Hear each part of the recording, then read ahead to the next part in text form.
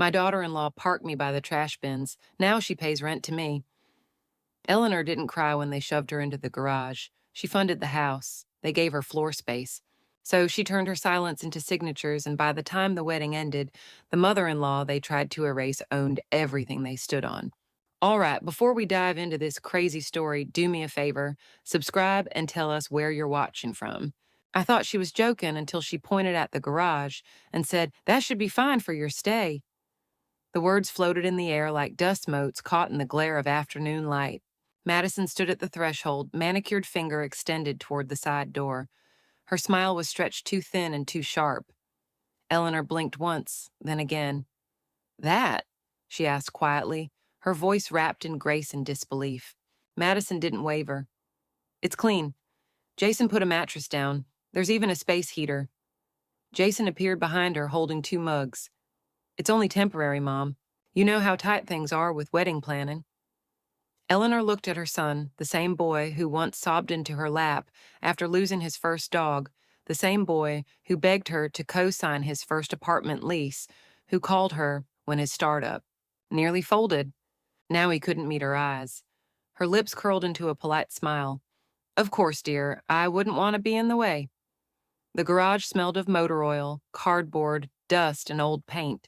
A twin mattress had been pushed between a metal toolbox and a stack of half-used paint cans. Above it, a single bulb hung from the ceiling like a noose, casting harsh shadows across the floor. She set her suitcase down without a sound. The silence was her armor now. That night, Eleanor lay awake, listening to the click of the garage cooling, the occasional hum of passing cars outside, and the faint laughter echoing from the main house. Madison's laugh always had a note of cruelty in it, like someone smiling at a cracked vase. Eleanor didn't cry. Instead, she stared at the ceiling rafters and let her memory unfold. 4 years ago, Jason had called her in a panic. The house he and Madison wanted was just out of reach. They were short, $100,000 short, Jason had whispered over the phone. "Mom, please, I'll pay you back. We just need it for the down payment. You'll be a co-owner on paper just to secure the mortgage." She hadn't even hesitated. She wired the funds within 24 hours. The next morning, Eleanor rose early, brushed her grand hair into a tight bun, and made herself a cup of instant coffee from a travel kettle she'd brought herself. She sat on the edge of the mattress, sipping from a mug that read Mother of the Groom in tacky silver lettering, a passive-aggressive hand-me-down from Madison. She opened her phone, searched one name, Gwen Hargrove, her attorney of over a decade. Estate planning, real estate, the one who once told her, "You should protect your investments, especially with family." She typed one line, "We need to activate the clause quietly." She didn't press send, not yet. She stepped outside first. The air was crisp. The house glowed like a polished trophy, its hedges trimmed, its stone path pristine. She stared at the living room window, warm yellow light flickering behind it. That used to be her kind of space, hardwood floors, clean windows, bookshelves, dinner smells. Now she was parked by the toolbox. Eleanor took a long breath, the kind that sharpened her spine. Then she walked back inside the garage and pressed send. Sent, delivered, read. A moment later, her screen lit up with a reply from Gwen. "Finally, I've been waiting for this day." Eleanor texts her old lawyer, "We need to activate the clause quietly. They called me a guest in a home I helped buy." The word freeloader wasn't spoken loudly. In fact, Madison barely said it above a whisper, but Eleanor still heard it from the hallway, just enough to freeze her in place. "I mean, technically, she doesn't pay rent," Madison said, her voice echoing from the kitchen as she laughed with two of her bridesmaids. "Jason says she helped us once with the house, but come on, she lives in our garage and calls herself family." A champagne cork popped in the background, followed by more laughter, light and careless. Eleanor stayed completely still, her hand resting lightly on the hallway wall. She had been on her way to return a folded dish towel, one she had washed herself, despite the passive-aggressive label Madison had placed on it. Guest linens. Now, she wasn't so sure she'd return it at all. Later that evening, long after the kitchen had quieted down and the bridesmaids had gone home, Eleanor sat on the edge of the twin mattress in the garage. The silence pressed in around her like a weight. Only the quiet hum of the old fridge and the distant whir of traffic kept her company. She held a cup of tea in her hands, lukewarm now, and stared at the concrete floor. Her mind, however, was not quiet. She remembered exactly when it all began. 2 years ago, Jason had asked her to meet at a quiet cafe not far from where he and Madison were hoping to buy their first home. He had sounded nervous on the phone, but she had agreed without hesitation. After all, she was used to stepping in where he faltered. Jason had come to her with wide eyes and fast words, explaining that the perfect house had hit the market, but they were short on funds, almost $100,000 short. Madison's parents couldn't help, and the banks had tightened lending. They needed the money quickly, and he didn't know who else to ask. "I don't want to pressure you, Mom," he had said, looking down at his coffee, "but if we miss this window, it's gone." She remembered the way his voice cracked, the way he looked embarrassed to ask, but still expected her to say yes. And of course she had. "I'll wire it to you tomorrow morning," she had told him. He had hugged her, whispered, "Thank you," and added, almost as an afterthought, "It's probably best if your name isn't on the deed, just for tax simplicity." Eleanor had paused, frowning. "But if I'm putting in that kind of money—" "We'll write up an agreement," Jason had interrupted quickly, "just so it's clear for legal peace of mind. We'll make it official." And they had. She'd insisted on it.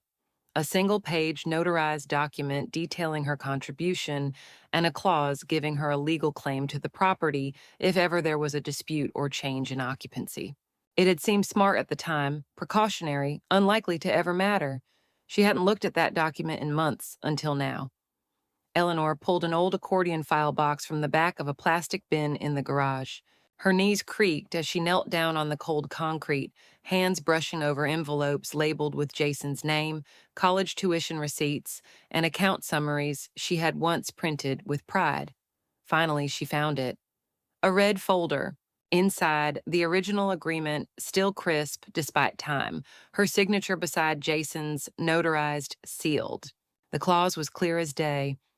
This contribution constitutes a co-ownership claim, enforceable in the event of dispute, displacement, or primary resident status. Her lips pressed together, not in anger, but in certainty. That night, she opened her laptop and drafted an email to Gwen Hargrove, her longtime attorney. Subject: found the document. Body: co-ownership clause confirmed, notarized, time-stamped, signed. Jason forgot this part. Occupancy equals activation. Looks like I'm not just a guest, I'm a stakeholder. She attached a scan of the document, then hit send. Moments later, a reply came through from Gwen. "Good, then we begin." Quietly, Eleanor confirms. Via email, her financial contribution was tied to a co-ownership clause Jason forgot. Turns out I wasn't just excluded from the main house, also the wedding. It began with a white envelope on the kitchen counter, sealed, elegant, not addressed to Eleanor. Her own invitation came later, bent, slid under the garage door. Her name misspelled. Miss Eleanor Easton, overflow table, patio tent 2. No RSVP card, no note, just distance. Inside, wedding chaos bloomed, color swatches, bakery boxes, and loud opinions. Eleanor, unnoticed, entered the house to retrieve a forgotten book. As she passed the guest room, she heard Madison's voice. "She's wearing that awful blue blazer again." "She lives in a garage," someone laughed. "I seated her near the buffet. Far as I could, short of using binoculars," Madison said. Jason looked up from his phone. "Can we not make this a thing?" "She should be grateful she's even invited," Madison snapped. Eleanor didn't speak. She just turned and walked back toward the garage.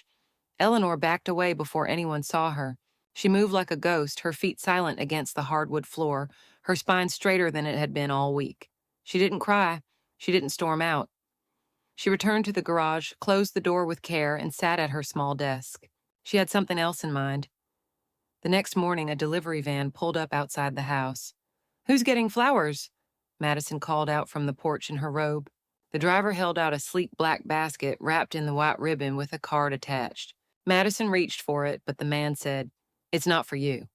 He turned, walked past the hydrangeas, and handed the arrangement to Eleanor. who was standing at the edge of the driveway in a navy sweater and pressed trousers. She took it with a small nod and walked back toward the garage. Inside the basket, a bottle of French champagne, a box of lemon shortbread cookies, and a silver pen. Beneath it all, a cream-colored envelope addressed in elegant cursive to Gwen. Let's begin. She pulled out her phone and sent a message. Gift basket sent, instructions inside. Please use discretion with the deed process. Seconds later, a reply came through from Gwen. Want to keep the deed change off their radar? Eleanor stared at the message for a moment, then typed back, exactly. She paused, then added one final line, and keep the overflow table waiting. The attorney replies, want to keep the deed change off their radar? She replies, exactly. I found out about my own son's rehearsal dinner through Instagram. The picture was perfect, almost cruelly so. It showed Jason in a soft gray linen shirt, Madison in a floral wrap dress, and a long dinner table beneath string lights and a pergola wrapped in ivy. Champagne flutes sparkled in every hand. The caption read, Rehearsal Dinner Magic, Countdown to Ellison. Eleanor stared at the photo, her finger hovering just above the screen, not daring to double tap. The glow of her phone lit up the corner of the garage where she sat, balanced on an old wooden chair that wobbled slightly on the concrete. She hadn't been invited. There had been no call, no text, no mention of it when Jason walked past her that morning, grabbing his blazer from the laundry room and offering only a distracted, big day tomorrow. And yet, there he was, laughing under fairy lights, smiling, beside a woman who had barely acknowledged Eleanor since she arrived. She didn't feel sad, not exactly, just struck still, the kind of still that feels like falling without motion. Jason came home late. Eleanor was reading at her table, a novel open but ignored. She heard the front door, the low murmur of shoes being kicked off, and then the fridge opening in search of something sweet. She didn't move. He peeked into the garage with a hesitant smile. Hey, Mom. Eleanor looked up.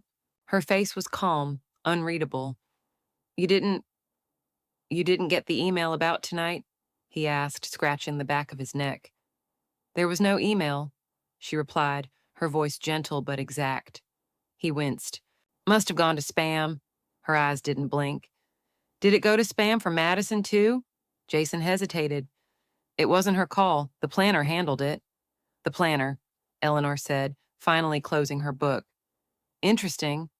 I didn't know the wedding planner had access to our family guest list. Jason said nothing. She nodded slowly. You should get some rest. Tomorrow's a big day. And just like that, the moment passed. Or rather, it was filed away. The next morning, Eleanor logged into her joint savings account. The balance blinked at her, $128,642. She stared at it, remembering the day she first added Jason as a co-user. He was 25, overwhelmed with business loan paperwork, and she had said, just until you're steady. That was 4 years ago. She began the transfer in silence, her fingers moving methodically from joint savings to Easton Trust Private. Transfer amount $80,000. Memo, personal consolidation. The page refreshed. The number dropped. She didn't flinch. By late afternoon, Eleanor was folding laundry in the garage when Madison's phone lit up on the kitchen counter. The screen angled just enough for Eleanor to read the preview through the glass of the open window. Text from bridesmaid group chat. Jason's old baggage is still in the garage. LOL. At least she won't be in half the pictures. It was the word baggage that made Eleanor pause, not with hurt, but recognition. The insult wasn't original. She'd heard it before in boardrooms and family reunions alike. It was always code for woman who won't disappear on cue. She folded the last towel and went to her laptop. By 7:00 p.m., she had created the paperwork.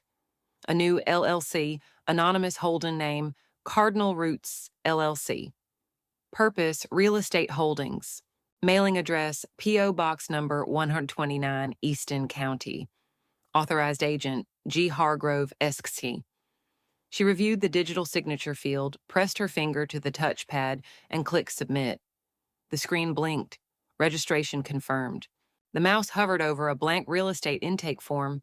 Title, Search Request, Ownership History, Lien Clearance. She filled in one address, their address. The home Madison flaunted, the kitchen where Jason scrolled instead of speaking. A property review would begin Monday morning, and they wouldn't even know it. Eleanor creates an anonymous LLC and opens a new real estate file. She parked me by the trash bins. I parked her future into legal limbo. The garage door thundered shut behind Eleanor, sealing her into the room they never called a room, just a mattress, broken chairs, and the smell of oil.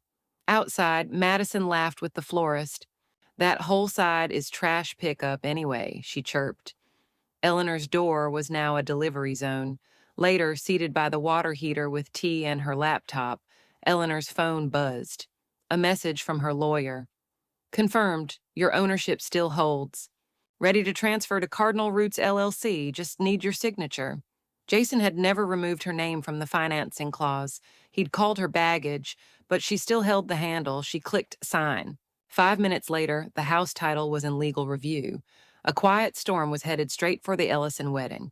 The notice arrived folded inside a cream envelope, hand-delivered by a courier in a black suit. Jason was in the living room setting up sound equipment when the man rang the bell. Madison answered, still in a silk robe, her hair half curled. Yes, she asked, eyes scanning the logo. Official notice. Please sign. What notice? She snapped, reaching for it anyway. Jason joined her just as she unfolded the letter and froze. Title review initiated. Property transfer filed via Cardinal Roots LLC. Jason paled. What the hell is Cardinal Roots? Who the hell is Cardinal Roots? Madison hissed. Jason skimmed the paperwork, the color draining from his face. Oh my God! Madison's voice cracked. Jason, fix this. Call someone. By mid-afternoon, Eleanor's suitcase was packed. 2 changes of clothes, her laptop, and a single hardcover book, titled The Art of Quiet Control. She didn't slam doors. She didn't say goodbye. She left a folded note on the kitchen table. Out for a few days, don't wait up. That evening, as the sun dipped behind the row of palm trees lining their cul-de-sac, Eleanor stood on the balcony of the Del Mar Resort and Spa. Her room was spacious and flooded with golden light. The bed had 6 pillows, the sheets smelled faintly of lavender, and there were fresh orchids on the table beside a bottle of wine, already uncorked. She sipped her drink slowly, watching as headlights flickered across the Ellison driveway, her former garage now a shadowed corner in her rear view. Below, a valet pulled up in a convertible, but Eleanor barely noticed. Her phone buzzed again. Gwen? Madison's already contacted 2 attorneys. They're scrambling. We're secure. Eleanor smiled to herself and typed 2 words.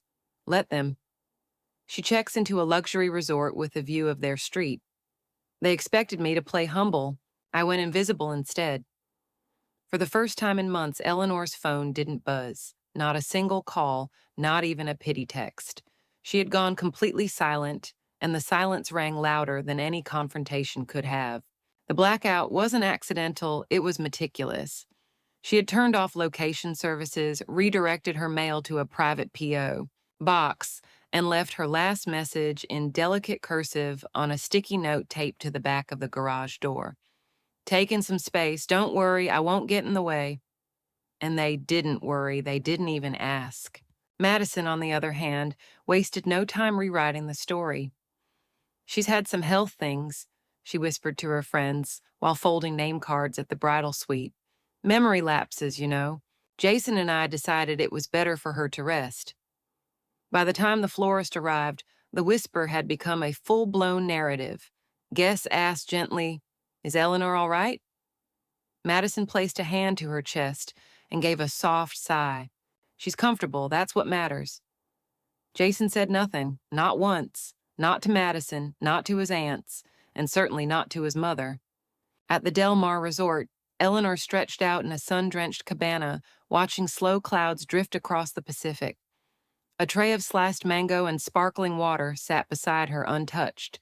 Her phone was face down on the table, but every so often she flipped it just to scroll through the wedding hashtag, Xijing Cow Ellison Ever After. Xijing countdown to Madison, Gyung, where is Mom?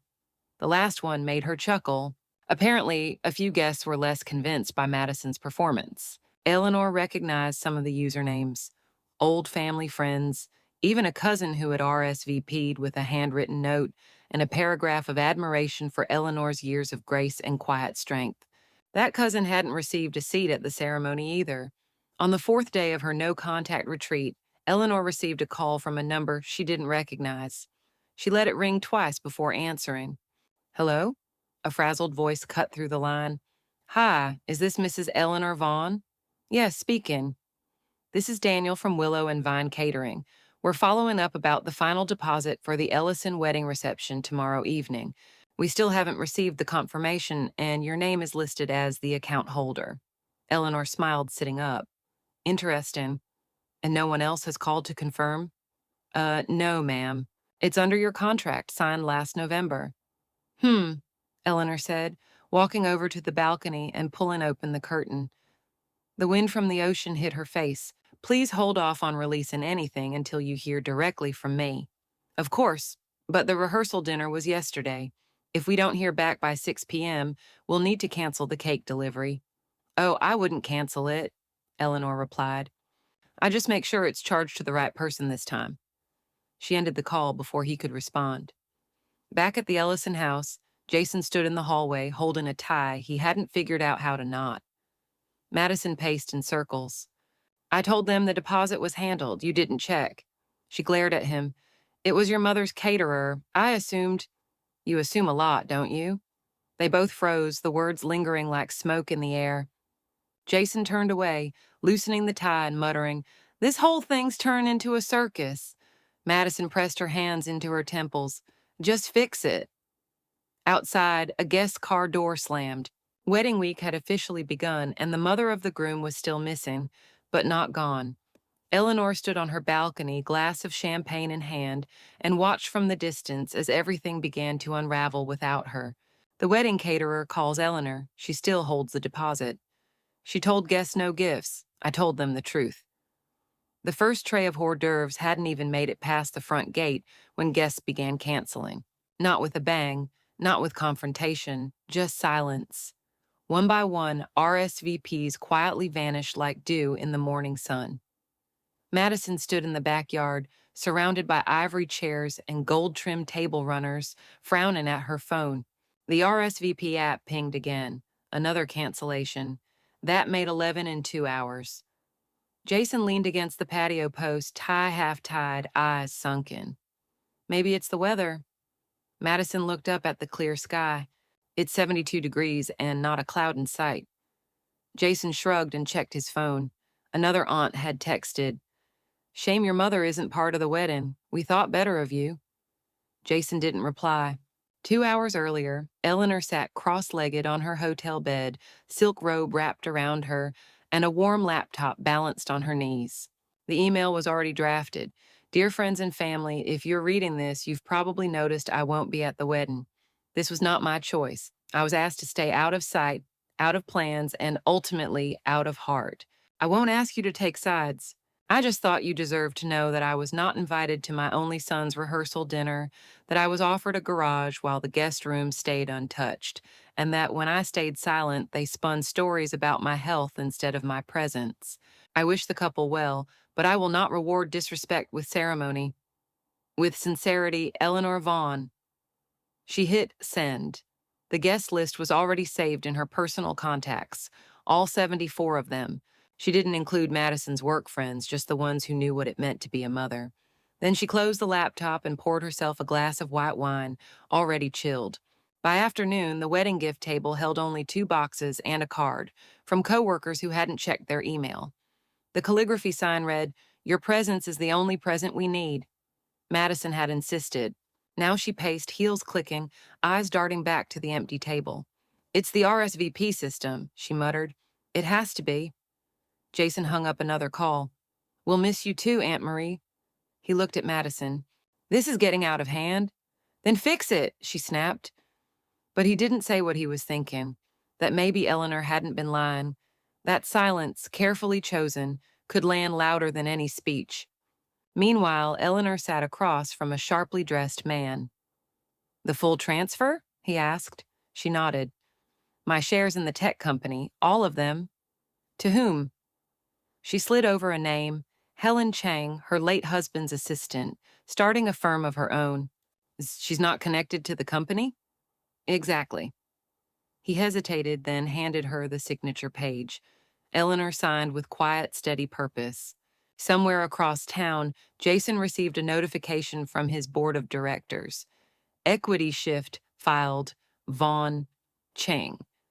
His hands trembled. What is it? Madison asked, turning from her compact mirror. Jason didn't answer. Eleanor signs over her shares in Jason's startup to someone else. I was always the silent partner until now. The moment Jason opened the email, something in his chest shifted, like the pressure in a cabin right before a plane drops. Subject line, stakeholder, change notification. He blinked, rereading the sender, board@prodevinc.com.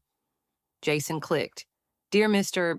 Ellison, this is formal notice that, effective immediately, Eleanor Vaughn has executed a full transfer of her equity holdings.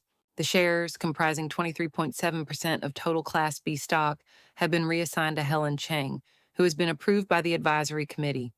Your updated cap table and investor access portal are now live. Board Secretary Pro Dev Inc. He didn't even finish reading. His mouth went dry as he whispered, She pulled out. Madison glanced up from the bedroom vanity, halfway through curling her hair. What? Jason looked up, eyes glassy. My mom. She just sold her shares, all of them. Madison straightened, curling wand forgotten midair. To who? He swallowed hard. Some woman named Helen. She's not even on the team. I don't know who she is. Madison walked over barefoot on the marble floor and snatched the phone from his hand. Let me see. The more she read, the paler she got. Do you understand what this means? Jason said quietly. She funded your Series A. What happens now? Jason rubbed the back of his neck. The board's going to ask questions. That kind of ownership shift, it's going to trigger a reassessment. A reassessment of what? Of everything. At the Del Mar Resort, Eleanor moved calmly through the breakfast buffet in a pressed linen blouse and pale slacks, selecting berries and smoked salmon with surgical precision. Her phone buzzed, but she didn't look, not yet. She carried her tray to a quiet patio, unfolded the napkin into her lap, and finally glanced at her screen.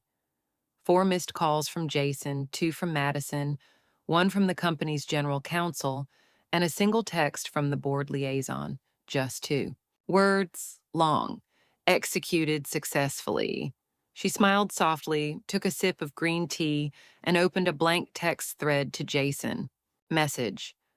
Enjoy your wedding gift. It's not refundable. Sent.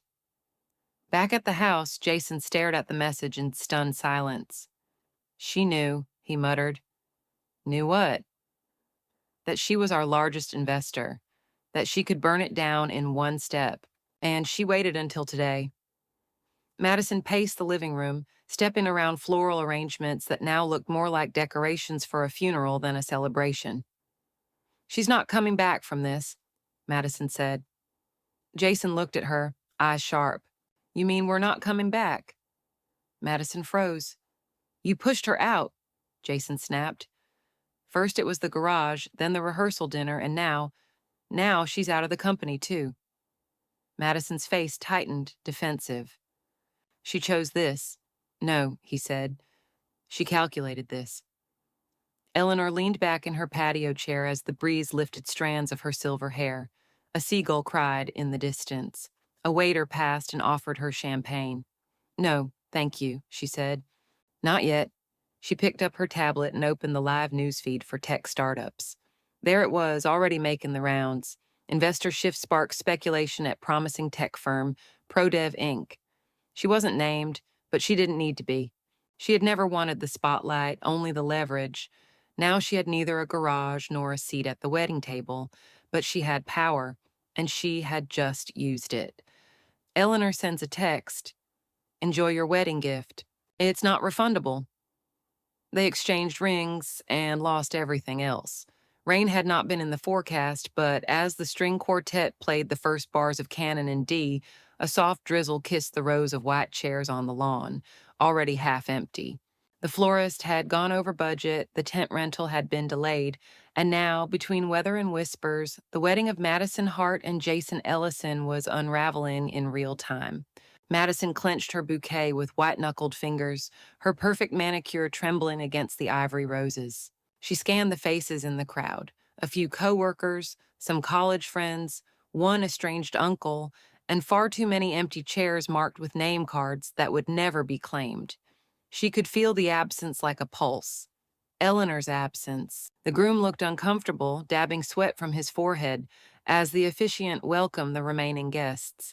His eyes flitted toward the back again and again, as if expecting his mother to appear, late, repentant, soft-spoken. She didn't, and neither did over a dozen people who had RSVP'd, then mysteriously backed out. Inside the reception tent, staff scrambled to disguise the emptiness. Appetizers wilted. The champagne tower leaned. Madison's maid of honor whispered about damage control, but all Madison heard was the ticking in her chest.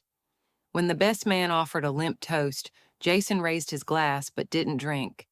Then his phone buzzed. Subject: Notice of Compliance Audit, ProDev Inc., from Financial Oversight Committee. He froze. Madison read the message, lips silently forming disbelief. Then she hissed, "She did this." Jason said nothing. He didn't have to. Eleanor was 3 blocks away, seated at the corner table of a rooftop bistro, watching the chaos from a distance. Her chair faced the event venue, and through the raindrops on her wine glass, she could see the white tent where everything was coming undone. She dabbed her mouth with a linen napkin and folded it neatly beside her plate. The waiter brought her tea. "Will you be ordering dessert, ma'am?" Eleanor offered a small smile. "Oh, no. This is dessert." She reached into her clutch and pulled out a small envelope, handwritten in elegant cursive. To Madison. She had sent a copy earlier by certified mail, but she'd brought a backup just in case. Inside was a single-page letter and a stapled packet. The top read, "Notice of Financial Declaration, LLC Title Ownership Disclosure Enclosed." Back at the venue, the newlyweds were surrounded by soggy roses and empty champagne flutes. Guests were already drifting out after dinner, many skipping cake, others whispering awkward goodbyes. Madison could take no more. She kicked off her heels and marched out of the tent, dragging her silk train through the wet grass until she reached the street. She knew where Eleanor was staying. She had tracked the reservation earlier that week, trying to look composed while doing so. She didn't knock on the hotel suite door. She barged in. Eleanor sat calmly in an armchair, legs crossed, a book open in her lap.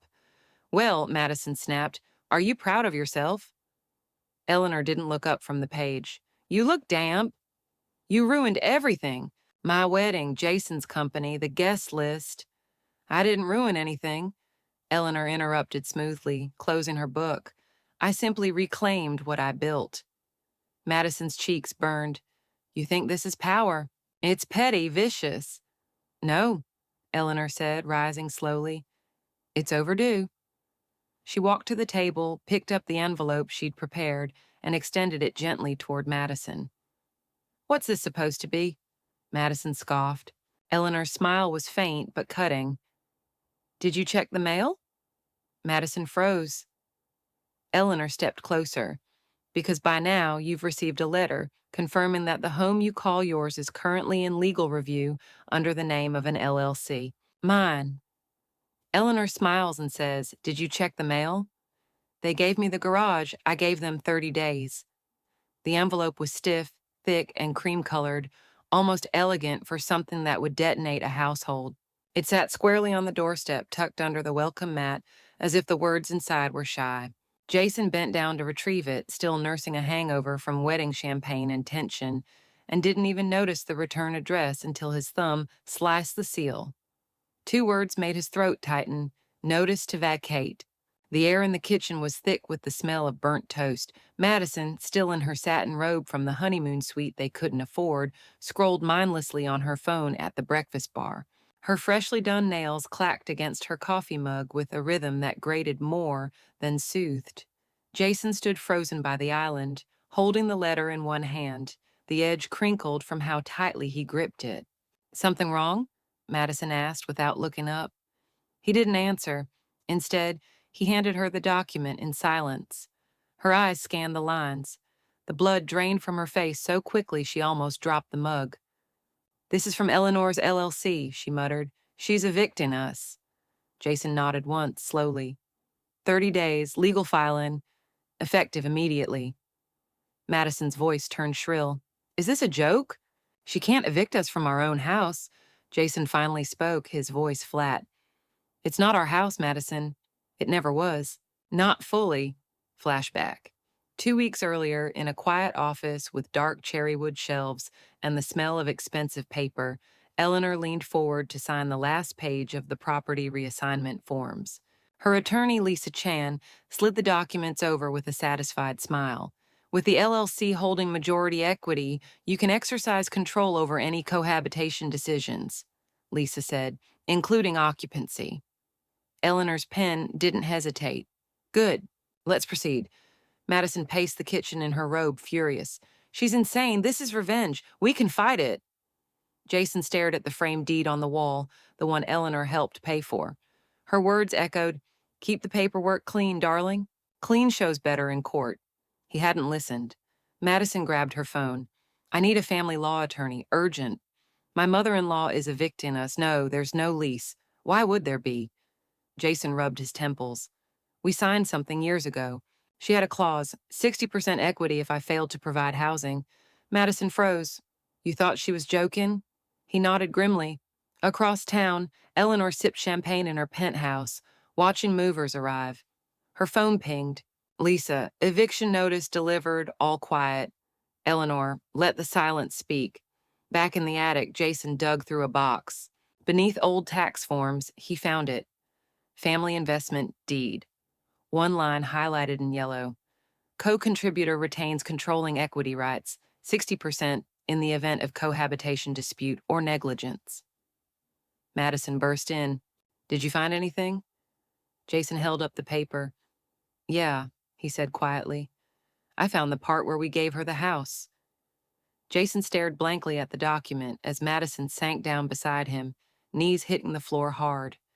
"I gave her the garage," he said in a hollow voice, eyes still fixed on the clause. Madison's voice cracked. "And she just gave us 30 days. She thought I was too old to notice. I was too smart to forget." The folder was plain, faded blue with bent corners, but inside it was a fire strong enough to reduce a marriage to ash. Eleanor didn't raise her voice. She didn't need to. The receipts did all the shouting. Jason stood in the living room, the eviction letter still fresh on his mind.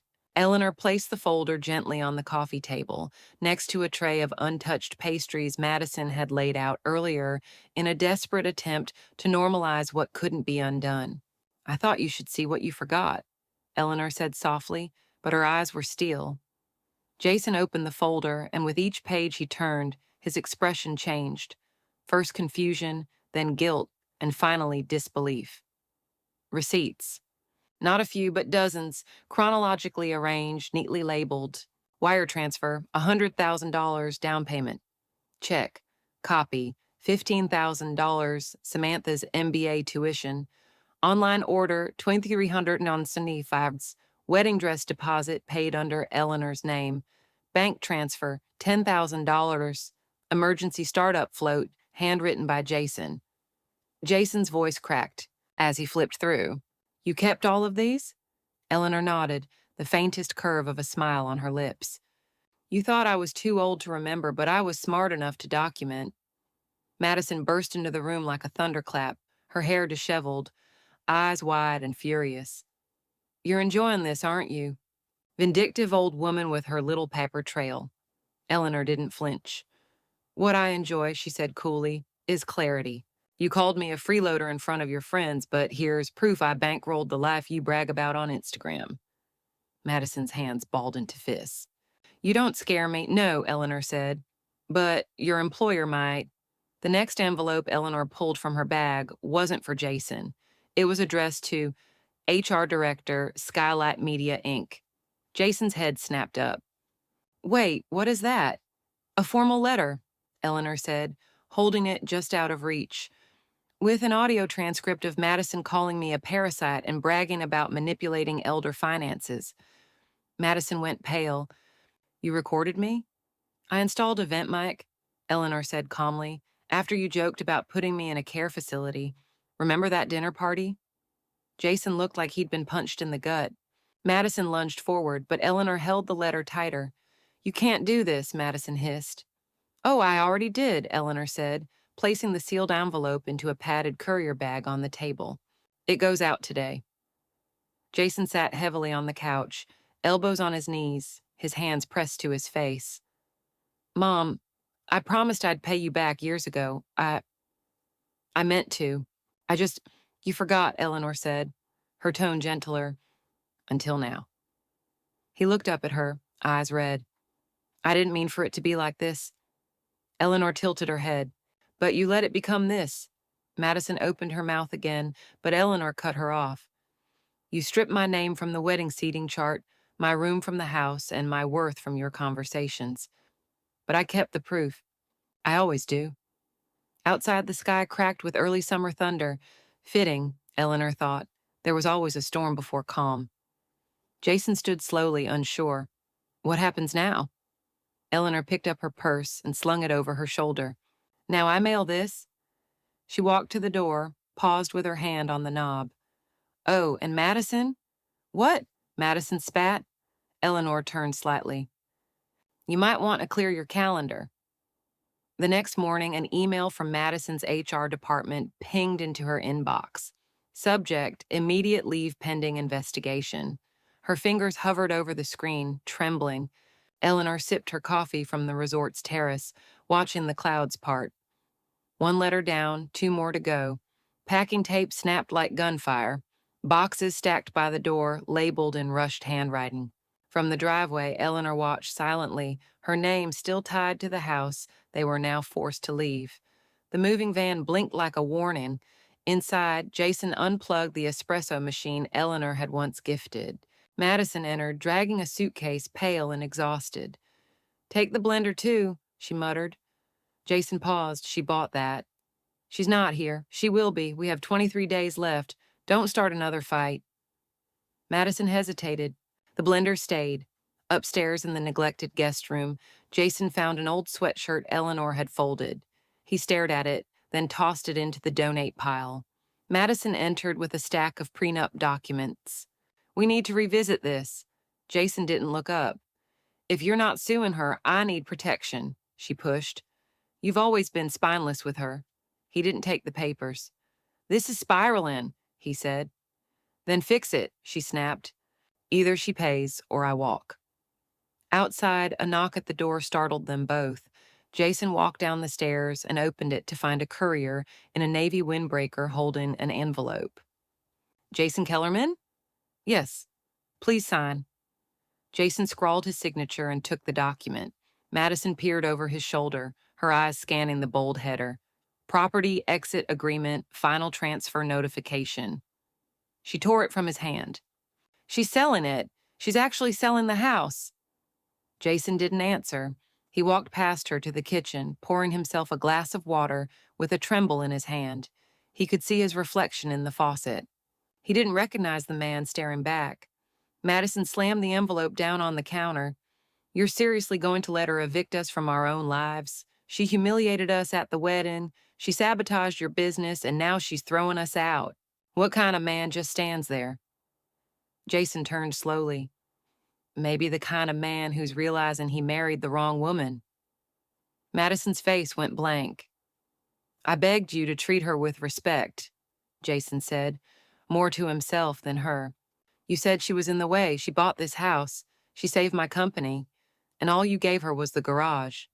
The silence in the room was no longer awkward. It was loud, like glass cracking under pressure. Madison didn't respond. She turned, picked up a box, and walked out the door. Upstairs, Jason sat on the edge of the stripped mattress, a small folder in his lap, the prenup still unsigned. He pulled out his phone, hovered over a name that suddenly felt unfamiliar. He didn't call Madison. He called Eleanor. She answered on the second ring. Jason, she said. He exhaled shakily. I don't even know where to start. Her voice was calm, unshaken. Then start with the truth. His fingers trembled as he gripped the phone tighter. Mom, what did I sign? She parked me by the door. I drove away with the deed. The keys to their new rental jingled in Jason's hand, like loose change in a pocket he didn't quite own.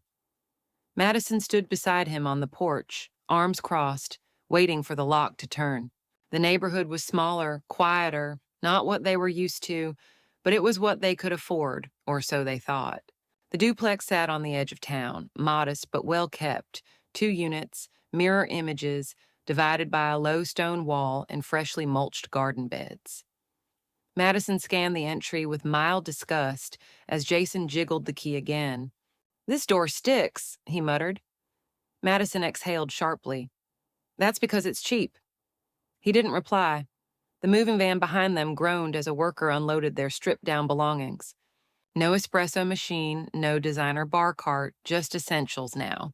Inside, the air was stale, smelling faintly of cleaning solution and leftover paint. Jason dropped the keys onto the counter and wandered through the kitchen, trying not to notice the laminate counters, the old fridge humming slightly louder than it should. Madison walked into the master bedroom and yanked open the closet doors. God, it's tiny. Jason leaned against the doorframe, quiet. "It's temporary." She turned, eyes narrow. "It better be." Across the duplex wall, a light flicked on. Madison peeked through the blinds. A tall silhouette passed. Jason joined her, froze. No way. He stepped outside.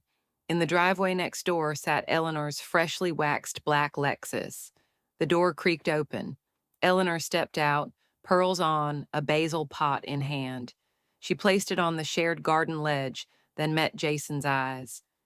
"Good morning," she said calmly. Madison's voice rang out. "What is she doing here?" Jason asked. "Mom, are you visiting someone?" Eleanor smiled, cool and steady. "No, dear, I own the place." Silence. "You own it?" Madison stammered. "I bought it last month through a trust. You're technically leasing from Palm Fern Properties, LLC. That's me." Jason blinked. "You planned this?" Eleanor nodded. "I thought you'd like being close to town." Madison made a strangled noise.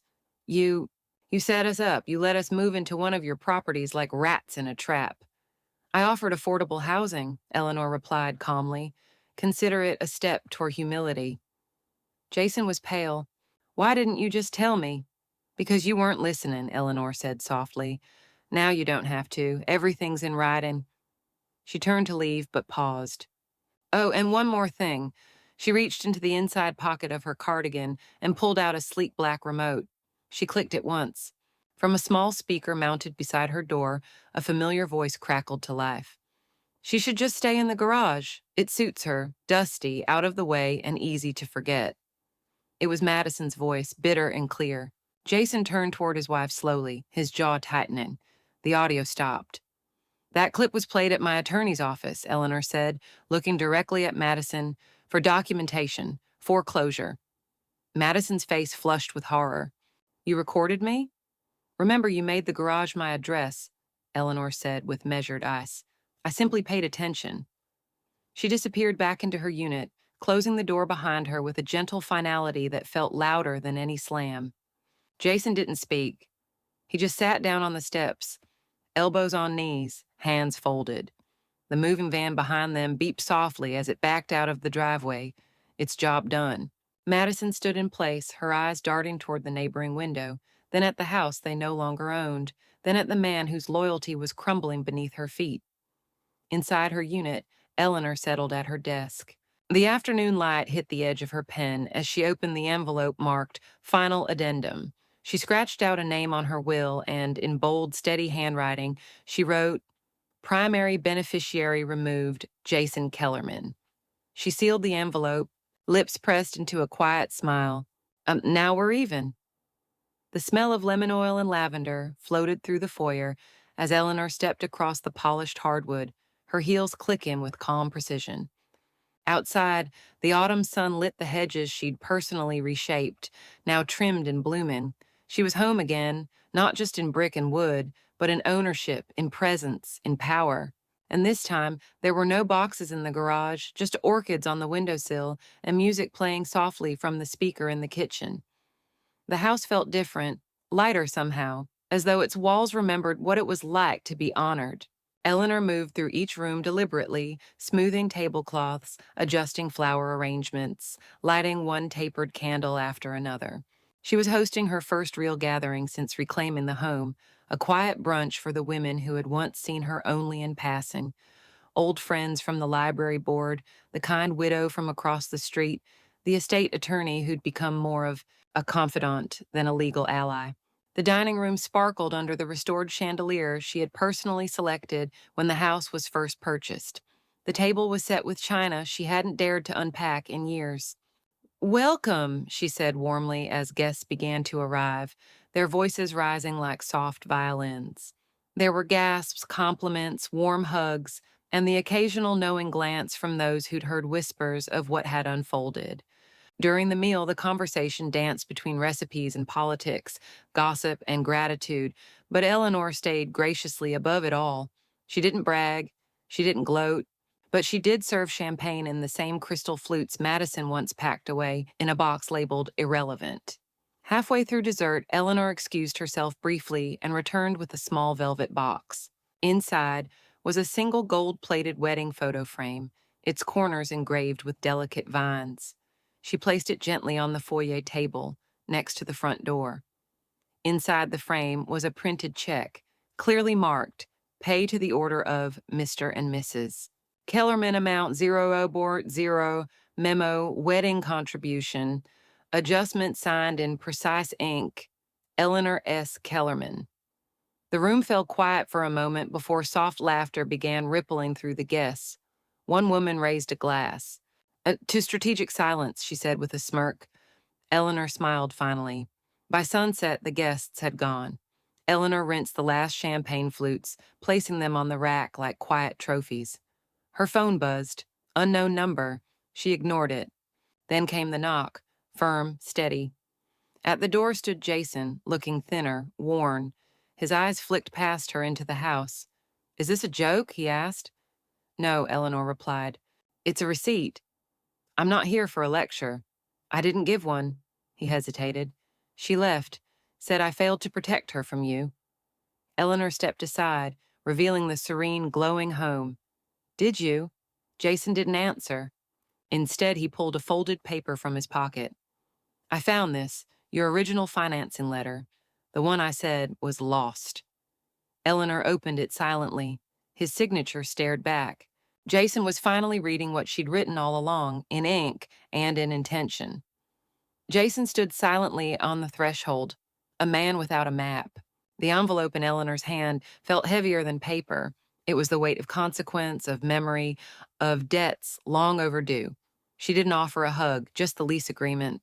Eleanor didn't flinch as Jason sat across from her at the breakfast table, the same one where he once laughed with his new bride while she sipped tea alone in silence.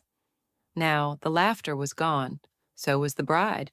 Outside, the morning sun filtered in through spotless windows, casting geometric patterns across polished wood floors. Inside, the ticking of the wall clock filled the silence between mother and son. He looked thinner, paler, his suit coat rumpled. The boy she raised had returned, a man humbled, but not yet healed. "I'm sorry," he finally said, barely above a whisper, "for everything." Eleanor stirred cream into her coffee, slowly, her silver spoon clinking with calm deliberation.